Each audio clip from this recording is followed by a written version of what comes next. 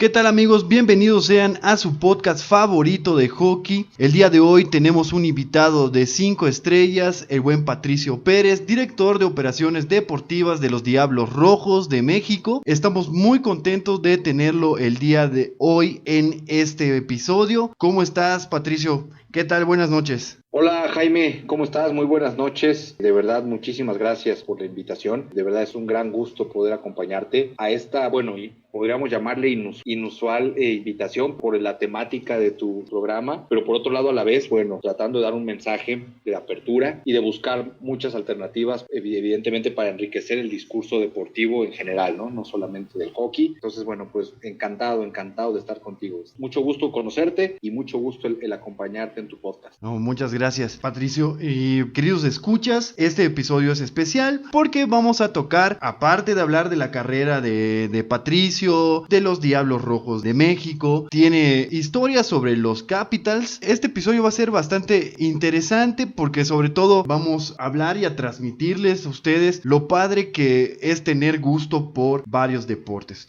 Por eso la razón de haber invitado a Patricio al podcast, ya que él ha podido probar el mundo del hockey, el mundo del béisbol, por ahí también ha tenido contacto con otros deportes, ya nos estará contando. Sobre todo es lo que nosotros como aficionados al hockey debemos transmitirle a la gente que se está acercando, o tiene gustos diversos o diferentes al de nosotros, transmitirles eso para que se den la oportunidad de conocer cosas nuevas. Y también nosotros, si somos aficionados muy arraigados al hockey, igual darnos la oportunidad de conocer otros deportes, llámese béisbol, llámese fútbol, soccer, llámese fútbol americano, etc. Y esta es la razón del episodio de hoy. Y vamos a comenzar preguntándole a Patricio si nos puede contar un poquito de su trayectoria. Claro que sí, Jaime, muchas gracias. Sí, definitivamente, como lo mencionas, ¿no? ¿Qué estará haciendo alguien que trabaja en gerencia deportiva o gerencia de operaciones de béisbol de un equipo de béisbol de Liga Mexicana en tu programa de hockey, ¿no? Entonces, lo dejaste muy clarito, pero hay un motivo inicial, ¿no? Más allá de esta apertura que tú pretendes dar, mi trayectoria o en el tiempo que yo estuve trabajando o que me dediqué al mundo del periodismo, más específicamente, estuve viviendo en Washington, D.C. entre 2012 y 2014 y esto me acercó, no solamente al béisbol, que es lo que yo considero que es mi especialidad en los últimos años, y eso me ha dado también ya posteriormente lugar en partes ya más deportivas, más operativas, más allá de lo periodismo. Pero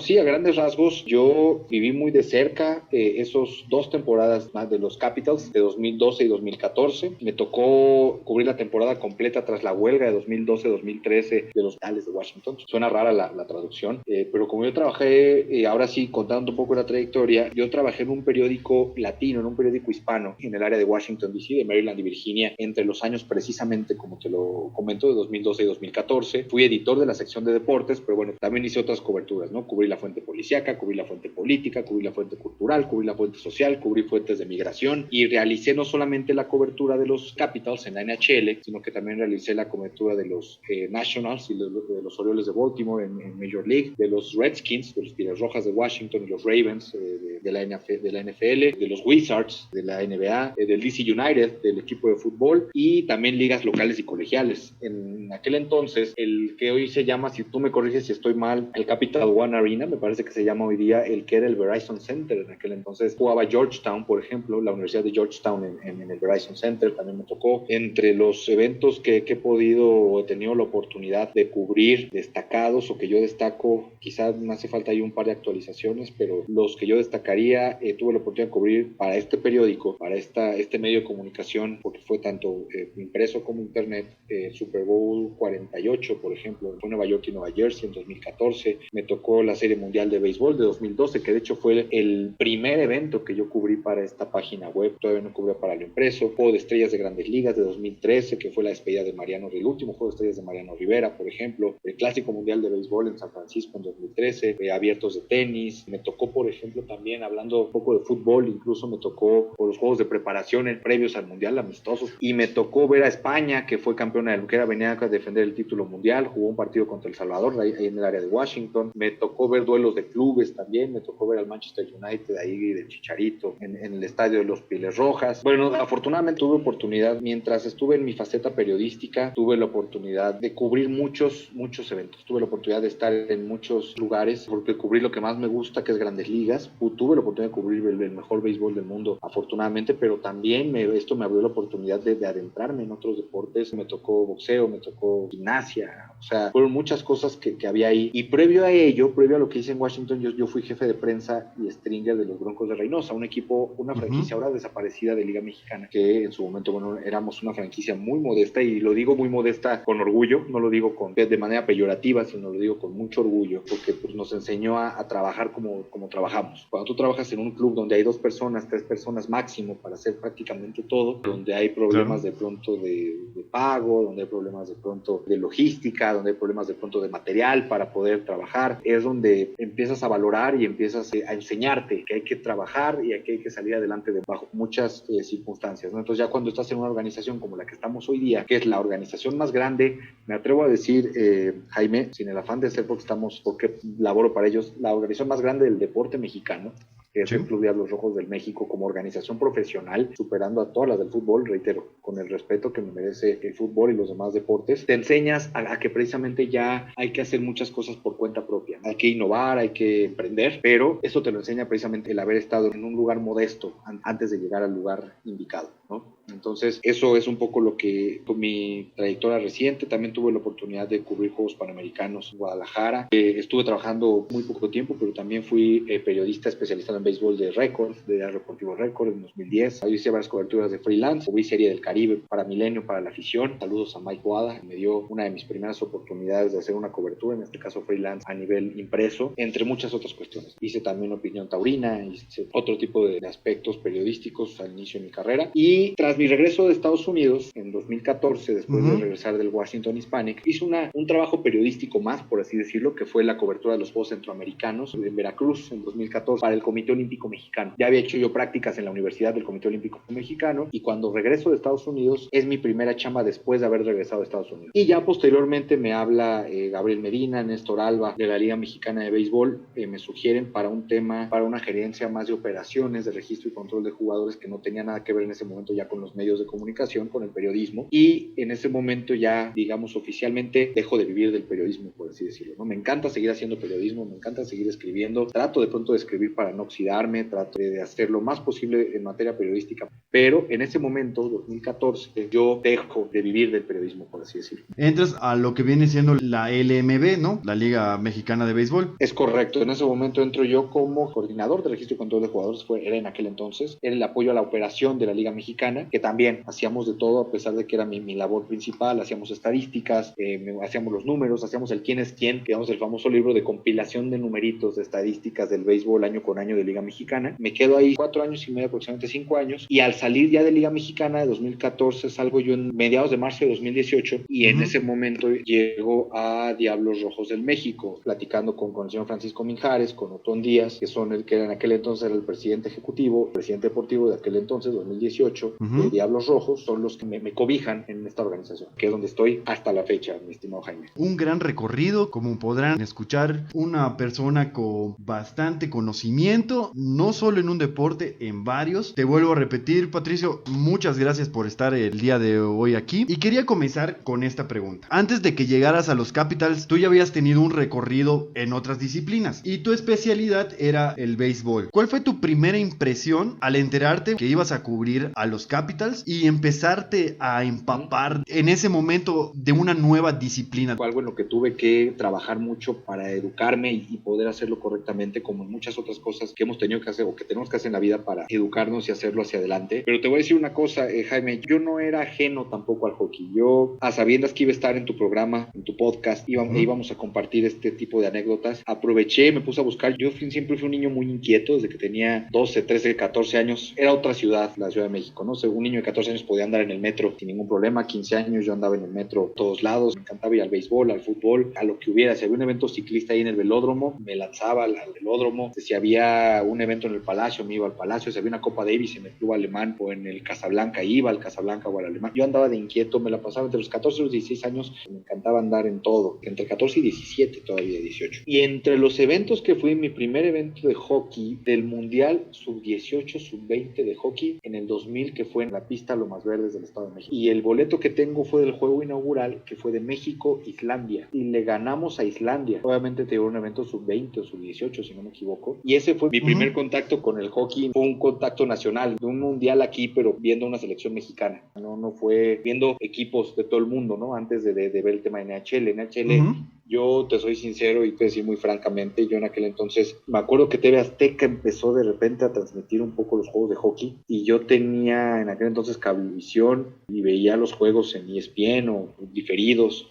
De pronto pasaban algunos en la noche o pasaban varios, ¿no? Pero en realidad no era mi predilección, pero me dio mucha curiosidad. Digo, entre esas inquietudes me gustaba andar en todo. Parte de los boletos que me encontré, es el único boleto que tengo de haber ido al hockey aquí en México, fue en el 2000. Como comentario adicional, la pista que mencionas, desafortunadamente ya no está en operaciones. La acaban de cerrar apenas a finales del año pasado. Entonces, ¿dónde están haciendo el hockey? Me siento muy irresponsable al no saberlo. Era un lugar emblemático de hockey sobre hielo y del patinaje sobre hielo en general en México. Yo creo que fue la pista pionera del tema de las pistas de hielo en México, antes que la de San Jerónimo y antes que cualquier otra que yo sabía. Digo, qué triste lo que me dices de Lomas Verdes. Me atrevo a decir, sin temor a equivocarme, tú me dices si me equivoco, si le podríamos llamar lo que fue la catedral del hockey mexicano. Si hubo otro lugar más emblemático en el país que viera ver los frutos o los inicios del hockey. Tenemos eso en común, el béisbol y el hockey, ¿no? En México, que los dos escenarios más importantes que dejaron de funcionar, ¿no? En el béisbol, el Parque del Seguro Social, sí, y en el hockey, la pista Lomas Verdes. Sí, y la primera casa de los Diablos Rojos, ¿no? Diablos Rojos y Tigres Capitalinos eran los equipos que estaban allí en el Parque del Seguro Social. Parque Delta primero, Parque del Seguro Social después. Una lástima lo de la pista de Lomas Verdes. Algunas cosas cierran, pero otras abren. Para bien y para bien. Mi segundo acercamiento todavía con el hockey, antes todavía de irme a Estados Unidos para ya entrar de lleno a trabajar como porque fuera parte de mi trabajo, fui, y ahí tengo también una foto, en aquel entonces mi novia, hoy todavía mi esposa, en 2011, cuando no te acuerdas que hubo un juego de hockey en el Zócalo. Fue la inauguración igual de un Mundial Sub-20 y en el Zócalo capitalino se adaptó la pista de hielo para hacer el juego inaugural México-Bulgaria de hockey en el Zócalo capitalino, el Zócalo de Ciudad de México. Por si le faltara cosas por hacerse en el Zócalo, además de protestas y además de manifestaciones y además de home run derbies de béisbol, porque ahí tuvimos el 90 aniversario de la Liga Mexicana de Béisbol con un home run derby. Además de eso, en 2011 yo todavía estaba en la universidad,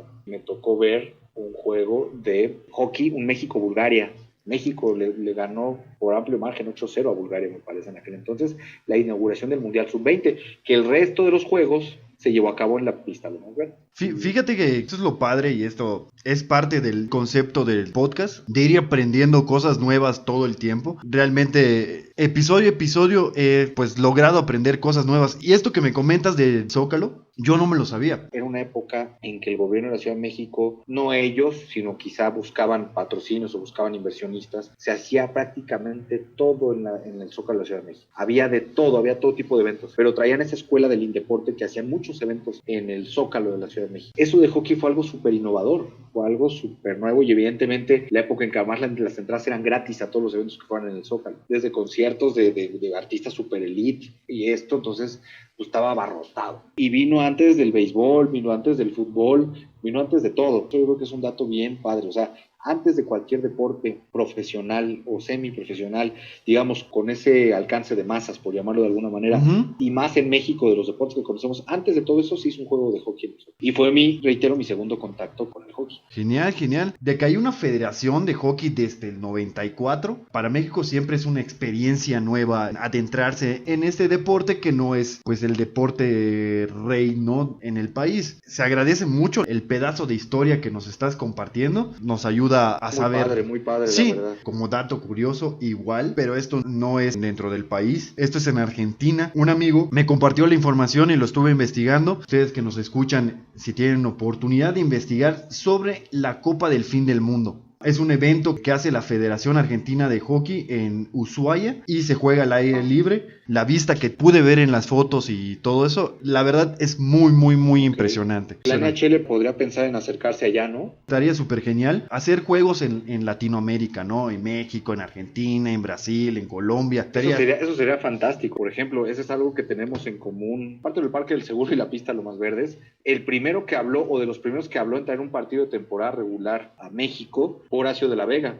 que en aquel entonces, 31 de octubre de 2016, más o menos, era el director del deporte en la Ciudad de México. Hoy, presidente de la Liga Mexicana de Béisbol. Me llama la atención, ¿no? Que él fue de los primeros directivos mexicanos en hablar de la posibilidad de traer un partido de hockey de NHL de temporada regular. Incluso habló a la Ciudad de México y hoy día es el presidente de la Liga Mexicana de Béisbol, ¿no? Fue los artífices del Home Run Derby en aquel entonces, pero él habló de traer un juego de temporada regular a la Ciudad de México en 2016. No se concretó, pero ya desde entonces había ese interés, la visión de hacerlo, ¿no? Pues yo creo que todo va por partes, ¿no? O sea, no sé si primero tuvimos juego de NBA y después de NFL, pero ya es un par. Creo que sí fue el primero el de NBA. Estoy casi seguro que el primero fue el de NBA, el del Palacio de los Deportes, el de Rockets Dallas. Habrá que checar la información para que quede on the record. A lo mejor estamos mal. Pero el de béisbol, el primero sí me acuerdo, de temporada regular me refiero, fue el de 99 de Padres Rockies en el Estadio Monterrey, que hoy le llaman el Palacio Sultán, el Estadio de Béisbol Monterrey, que es el nombre original, oficial. Ahí fue el primer juego de temporada regular de béisbol de Grandes Ligas, en 1999. El de la NBA creo que sí fue antes en el Palacio de los Deportes, que también tuve la oportunidad de estar de niño, de muy niño. Se hizo mi ídolo Charles Barkley, me acuerdo que estaba en ese equipo de los Rockets contra los Mavericks, me acuerdo muy bien. Y posteriormente me tocó ir al de NFL, que fue mucho después, no creo que fue 2014 o 2012, que fue San Francisco, Arizona, un domingo por un Sunday Night en el Azteca. Fueron mis 3 juegos de temporada regular de los deportes de allá, el básquet, el béis y el americano, los reyes, por así decirlo. Nada más faltaría que venga la NHL para completar, ¿no? Para que hubiera ya de todos los deportes, de los 4 grandes, exactamente. Estaría genial, sí. Y Patricio, bueno, ya regresándonos un poquito al tema, yo creo que muchos fans de los Caps que nos pueden estar escuchando, les va a gustar mucho saber, ¿tú tuviste contacto con los jugadores? Sí, me tocó, no demasiado, te voy a decir por qué, porque desafortunadamente aquí va un poco ligada cómo inicia mi cobertura en el Washington Hispanic para cubrir a los Capitals. Mi primera cobertura de los Capitals ni siquiera fue en el Verizon Center, que en aquel entonces, ¿no? Poco a poco empecé a editar la parte de deportes en el periódico. En el impreso era una sección bastante modesta. En la web nos daban mucho más espacio, ¿no? Teníamos espacio para hacer notas. Pues tú sabes, ¿no? Cómo es la web ilimitada para lo que se requiera, ¿no? Entonces, mi primera cobertura de los Capitals como tal, o sea, mi primera cobertura, una vez que me acredito yo como el medio en el que iba a empezar a trabajar con todos los equipos, como hacen en general, en Estados Unidos se acostumbra, ¿no? Que cada nueva fuente de cada periódico, de cada medio de comunicación, se da a conocer con los equipos, con las coberturas. Entonces yo me presento, pero todavía no empezaba a hacer mi plan de trabajo con lo que iba a cubrir, ¿no? En ese momento me acuerdo perfecto, aparte porque fue de verdad de los jefes de prensa o de los jefes de medios locales de aquel del área de Washington, definitivamente la más amable, la más linda y la que siempre nos abrió las puertas. Se llama Megan Eifenberg, era la encargada de medios o relaciones públicas o prensa de los Capitals. En aquel entonces, no sé si continúe, ella le habla al periódico, me habla y me comenta que los Capitals van a hacer una visita social a una escuela en X barrio de Washington DC, que la verdad no me acuerdo cuál era, para avisarme y para invitarme a un evento. Aquí van a ir ellos a una escuela, aquí va a ir la mascota, la aguilita, no me acuerdo cómo se llama, de los Capitals. Sí. Y además un prospecto, no era un jugador de los que, no era Ovechkin, no era Backstrom, no era Green, no era Brooks Laich, o sea, no era un prospecto de los Capitals. Iba un directivo, y así fue como yo tuve el primer contacto con los Capitals. Y desde ahí ya vino la cobertura de los Capitals. La cobertura ya se hizo más profunda, obviamente. Posteriormente ya pasamos desde ese tema social a ya hacer una cobertura diaria o una cobertura de los juegos importantes. Sí llegué a estar en constantes ruedas de prensa con Adam Oates, en aquel entonces era el coach 2012, 2013, 2013, 2014. Evidentemente pues con Alex Ovechkin, con Niklas Backstrom, con Mike Green, ¿no? En su momento, con Brooks Laich, con Joel Ward. Varios de ellos sí los llegué a entrevistar uno a uno, pero en una cuestión muy básica. ¿Por qué? no había una figura hispana o una figura latina en los Capitals, entonces cumplía con llevar la nota del juego. Y por ahí me gustaba hacer de pronto 2, 3 cosillas de color, tratar de darle un enfoque diferente, de pronto hacer otras cosas, pero en términos generales era realmente cumplir con la nota. Hasta ahí llegábamos casi siempre, salvo que hubiera alguna nota que van a ir a una comunidad latina, pues vamos, que es el Día de la Herencia Hispana en el país, entonces van a hacer tal, o que 5 de mayo ya hay juego, entonces vamos a armar algo para los hispanos. Entonces ahí sí nos tocaba adentrarnos. Más allá, pues era llevar la nota del juego. Y, por ejemplo, ¿qué tal es Alexander Ovechkin? Platícanos un poquillo. Ovechkin es un buen tipo. Ya lo llamaban en aquel entonces el mejor jugador del planeta. Cuestión de gustos, cuestión de posiciones, cuestión de total de goles, incluso en algún momento, de total de estadísticas, digamos, representativas para definir en cuanto a números. Porque el hockey es algo así, pero el béisbol, por ejemplo, es todo números prácticamente, más allá de que hay excepciones, es todo números. El hockey yo sé que tiene otras, además de los números, hay otras vertientes para elegir a un jugador. Alexander Ovechkin era un tema curioso, porque era un ruso. Qué paradojas, ¿no? El ídolo de Washington es un ruso. Justo cuando estaba el tema con Putin, justo cuando estaba el tema de los conflictos con Rusia en cuanto a los recursos, ¿no? Porque aparte el aficionado de los Capitals en Estados Unidos, particularmente en Washington, más bien es el aficionado que conozco, era un tema muy caucásico, era un aficionado muy de cepa norteamericano, muy de origen europeo, era un público completamente arraigado a las costumbres caucásicas, o sea, no era un público tan variado, por así decirlo, siendo sinceros, ¿no? Entonces era muy curioso ver cómo el estadounidense o el aficionado o el fanático ahí en Washington, muy patriota, fuera y alabara y se pusiera como locos con banderas de Rusia, apoyando a un ruso en el conflicto ¿no? Entonces, claro. En el trato era fantástico, era buen tipo, no hablaba mucho, era muy humilde. La mayoría era lo que yo alcancé a conocer de ellos muy limitado, porque en realidad no me adentré tanto a sus vidas, su semblanza. Eran más buenas, te reitero, muy incluyentes porque se sabían los cuartos en la línea de la cadena alimenticia de los deportes en Washington, en Estados Unidos en general, ¿no? No, claro, el hockey siempre es un deporte de nicho. Están haciendo todo lo posible por acercarse a afroamericanos, a hispanos. Hay ciertas creencias que es un deporte donde predomina mucho el caucásico y no vemos a tantos jugadores afroamericanos o hispanos, pues se presta a pensar cosas delicadas como son el tema de racismo, ¿no? Leí también una nota que está realizando un fondo para acercar a las comunidades afroamericanas, ¿sí? Ya poner como academias y todo eso para que haya más fluidez, ¿no? Sí. Y eso es padre. Tal vez hubo un estancamiento en ese aspecto por varios años. Es un tema bastante bueno. Yo siento que los pocos jugadores profesionales afroamericanos que podemos ver en la liga, yo creo que es más por la cuestión de que no era un deporte que estuviera cerca de estas comunidades. Ahora ya podemos ver que hay un acercamiento a otras comunidades. Los Ángeles Kings le celebran el Día de Muertos a los mexicanos, para los hispanos el 5 de mayo, ¿no? Como comentabas. Yo siento que va creciendo. Sí juega un factor muy importante, la facilidad que tenga la persona para poder practicar ese deporte. Por ejemplo, aquí en México hay los lugares y todo, pero hasta cierto punto es complicadón, pues comprarte tu equipo, comprarte tu stick, comprarte tus pucks, tus patines, todo eso y pertenecer a un equipo, y eso es también lo que ha frenado como un poquillo el crecimiento, ¿no? Yo creo que esa falta de jugadores hispanos, afroamericanos, de diferentes comunidades se debe a eso, ¿no? Por ejemplo, Rusia es un país de hockey, Canadá es un país de hockey, Estados Unidos, al principio pues todas las ciudades que estaban pegadas a la frontera de Canadá son que ahora tienen los principales equipos de hockey. Pensilvania tenemos a Pittsburgh, a los Flyers. Fuera de eso yo creo que va por buen camino. Yo estoy completamente de acuerdo contigo, más allá de que sí, como en todo, hay gente que toma acciones que no debe de ser. Viéndolo de esa manera, yo creo que ahí está la explicación real, estoy de acuerdo contigo. La liga tiene como 100 o más años de existencia,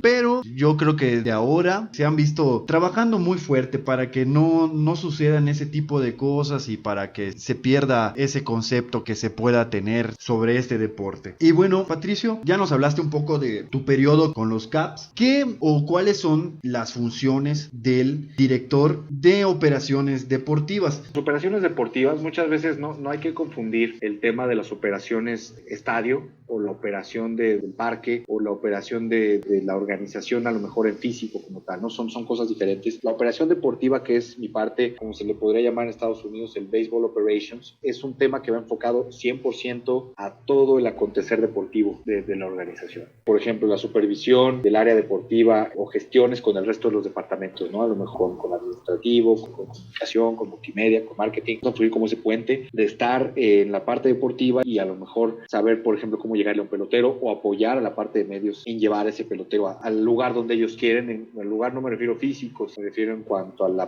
imagen o concepto. Esa es una más. Ayudo o trato de colaborar con la gestión para firmar peloteros a la organización, incluyendo asesoría, negociación directa con los peloteros, supervisión y sobre todo apoyar y supervisar el tema de los trámites necesarios, ¿no? para realizar, si es jugador mexicano, si es jugador extranjero, todo este tipo de partes, ¿no? Verificar que la negociación se concrete, digamos, satisfactoriamente con apego al reglamento de la liga, comunicarle a mi oficina cuáles son los lineamientos de la Liga Mexicana para evitar sanciones, cómo hacer un contrato correctamente que no nos vaya a traer problemas o generar problemas en cuanto al arreglo final de un contrato de un pelotero, de un jugador mexicano o extranjero. Realizo informes tanto para la presidencia deportiva, que está encabezada por el señor Miguel Ojeda, quien es el presidente. Es un ex pelotero emblemático de la organización. Fue un pelotero muy exitoso tanto en México como en Estados Unidos en grandes ligas. Miguel Ojeda, un catcher. Fue uno de los mejores catchers en la historia del béisbol mexicano y además hoy día es el presidente de la organización. Y bueno, pues él es el presidente del club y trato de darle ciertos panoramas, ¿no? De cómo funciona la operación deportiva, ¿no? Ese es mi trabajo con él. Trato de gestionar y operar también proyectos en beneficio de la organización, eventos de sucursales, ligas instruccionales, liga invernal, ¿no? O sea, eventos que nos ayuden a forjar, digamos, en la parte operativa de dónde pueden prepararse los prospectos, ¿no? Por ejemplo, tenemos ya los prospectos bien formados, bien hechos, con todas las herramientas necesarias. ¿Qué podemos hacer para proveerlos? Podemos hacer una liga instruccional, o una liga invernal, o una liga en donde jueguen solo prospectos. Bueno, pues vamos a organizar. Esa es parte de mi trabajo, ¿no? El rol de juegos. Trato de fungir como representante de la organización ante la Liga Mexicana de Béisbol en materia deportiva, ¿no? Evidentemente, y gerencial, obviamente, en la parte deportiva, ¿no? Así como ser enlace con los directivos de los otros 16 equipos para eventualmente buscar hacer algún tipo de acuerdo general, de todo tipo, tanto operativo como administrativo, y lo más importante, que es lo que a nosotros nos compete, deportivo. ¿Qué podemos hacer en ese sentido? Y el más, digamos, delicado o el más importante, la gestión de listas de reserva y base de datos del equipo. Saber con qué material contamos en total, tanto de Diablos Rojos del México, en este caso particular, como Guerreros de Oaxaca, que somos organizaciones hermanas. Fui encomendado desde mi llegada en supervisar o hacer una base de datos conjunta, que eso es lo que hemos tratado de manejar hasta estos días, entre otros aspectos ya un poco más detallados, llevados evidentemente cerca de la coordinación deportiva, con el director deportivo, que también es el señor Francisco Minjares, que es el segundo en el orden, digamos, al BAT de la organización en la parte deportiva después de Miguel Ojeda. Todos nosotros respondemos a Otón Díaz, quien es el presidente ejecutivo de la organización. Así es como más o menos funciona el organigrama del área deportiva, más específicamente un servidor, eso es lo que hace, ¿no? Genial poder tener el contacto con los jugadores. A ti, por ejemplo, los que son los scouts. No, ese ya es un tema, perdón que te interrumpa, el tema ya de scouts, ya de desarrollo, sí trato de involucrarme, pero ahí ya tenemos nosotros un director de desarrollo, que es además director de la Academia de Béisbol Alfredo Harp, que es la que está en Oaxaca. Ese ya es otro boleto, ¿no? Ya él es el encargado, el supervisor, el que es el contacto directo con los clubes de grandes ligas para realizar la firma de peloteros o de prospectos a Estados Unidos, y evidentemente también de la supervisión de la formación del bello, el que supervisa todo tipo de temas de desarrollo. Te reitero, se llama Jorge del Valle. Él es el encargado de eso. Yo trato de apoyarlos en la parte, reitero, operativa, en la parte de la base de datos, de lo que yo puedo aportarles en cuanto a la información y en cuanto al control de lo mismo. Como habíamos dicho al inicio, con todo esto que nos comentas, pues tú has tenido oportunidad de estar en varias disciplinas. A lo que voy, ¿qué le podrías decir, por ejemplo, a las personas en México que están como muy arraigados a un deporte? Tú que has tenido oportunidad de disfrutar del juego y también trabajar para ese deporte. Yo creo que desafortunadamente en México hay un mal muy importante, y no es que no me guste, de hecho muchos años me gustó mucho, lo fui dejando por temas de trabajo y por otros temas, pero desafortunadamente vivimos en un país en el que el fútbol se ha convertido en el negocio principal de los medios de comunicación, o se convirtió desde hace ya varias décadas en el negocio principal, y eso ha generado que los medios de comunicación nos hagan a un lado. Eso que provoca a su vez es un círculo vicioso, que lo que provoca es que los niños cuando van creciendo lo único que quieran es jugar fútbol, o quiero hacer algo con el fútbol o ver fútbol, o si quieren ser periodistas, todos, yo me tocó verlo en la universidad, todos los periodistas deportivos quieren hacer fútbol, todos quieren estar cubriendo a América, todos quieren ir a un mundial. Esa es la aspiración de absolutamente todos. Yo les sugeriría, primero, que abramos un poco nuestra mente y busquemos la manera de buscar. Mira, es difícil buscar cuando no te lo presentan, sobre todo que nosotros que somos como industria del entretenimiento, el nicho es muy reducido en muchos aspectos de nuestros deportes, ¿no? Entonces, el pedirle a la gente o al aficionado que solamente ve fútbol, por ejemplo, pedirle que busque otras opciones, casi como una tarea, pues puede resultarle innecesario. Pero sí creo que la variedad, debemos enseñarle a la gente, ser más abiertos. Entonces yo le diría a los aficionados que escuchan tu programa, que busquemos experimentar en otras cosas. Te digo, yo de niño iba, te lo juro, Jaime, yo de niño iba a todo. Cuando me invitaste para esta entrevista, yo me puse a indagar un poco en mi vida como aficionado al deporte cuando tenía 15, 16, 17. Tengo todo guardado. Mi mamá me mandó un día todos los boletos que tengo. Tengo boletos de muchos eventos de la Azteca de fútbol. Tengo, evidentemente, del béisbol. Tengo boletos del último juego del Parque del Seguro Social. Del primero tengo ese de hockey. Me gustaba ver el fútbol americano estudiantil, por ejemplo, ¿no? Yo vivía por allá por el Planetario, por el Politécnico, por ahí el estadio Wilfrido Massieu, que era el estadio de la Casa de las Águilas Blancas y de los Pieles Rojas del Politécnico. No había sábado a las 11 de la mañana que no estuviera ahí viendo a las Águilas Blancas. Yo era Águila Blanca, pero me gustaba ver los juegos de Pieles Rojas también. Fui a un tazón azteca y al Wilfrido Massieu, que fue los que se hacían estos de México, de la selección de la UNEFA contra la selección de la NCAA de Estados Unidos, de americano. Lo que te comenté del tema de la NBA. Me acuerdo que agarré un camión para irme 12 horas en 2001 de la Ciudad de México a Monterrey para ir al primer Grand Prix de la serie kart de automovilismo, en la que estaba Adrián Fernández, Michelle Jordain, cuando estuvieron en Monterrey. Te puedo hablar de muchas cosas, lucha libre, boxeo. A lo que quiero llegar, mi punto con esto, sin dar tanto choro, es eso, ¿no? Es que nos abramos porque nos podemos encontrar muchas sorpresas. No sabemos a qué gente podemos conocer, no sabemos a quién nos podemos encontrar, no sabemos si nos vamos a enamorar de ese deporte. Un día a lo mejor el ciclismo se nos hace aburridísimo, pero si a lo mejor un día hay una Copa del Mundo en el velódromo y vemos las bicicletas y vemos la velocidad y vemos la manera en que se lleva a cabo, pues a lo mejor te enamoras de ese deporte y no lo sabes, ¿no? Eso yo creo que es fundamental, que exploremos, que analicemos. A lo mejor no te gusta el béis, pero a lo mejor te da curiosidad de conocer el nuevo estadio de la ciudad, y que es el estadio Alfredo Harpelú, que es el estadio más moderno y más importante de Latinoamérica, sí. Y es el estadio más nuevo de cualquier deporte en México. No se construía un nuevo estadio de esa envergadura desde el Estadio Azteca con la Ciudad de México, por lo tanto es el estadio más moderno, ¿no? Apenas el año pasado lo inauguraron, ¿no? Apenas el año pasado, ¿no? No, claro. Y es un bebé bien bonito. No, claro.